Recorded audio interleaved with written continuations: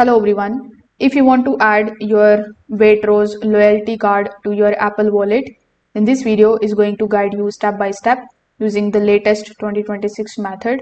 So first of all, you need to download the Waitrose and Partners application from the App Store. Then when you open the app, you just have to sign in into your account if you haven't already. When you log in, you just have to simply look for the option of More section.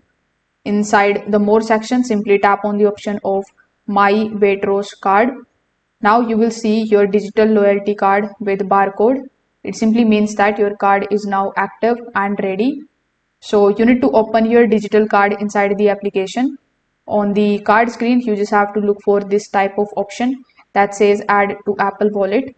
When you see this option, simply tap on it. Then a preview window will be opened in front of you.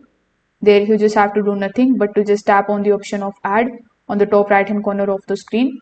Within just a few seconds, your My Waitrose card will be saved in Apple Wallet. Waitrose officially supports adding the card to the wallet through its application, so you can definitely go ahead and do so. If this video helped you out, make sure that you like this video and subscribe to the channel. Thanks for watching.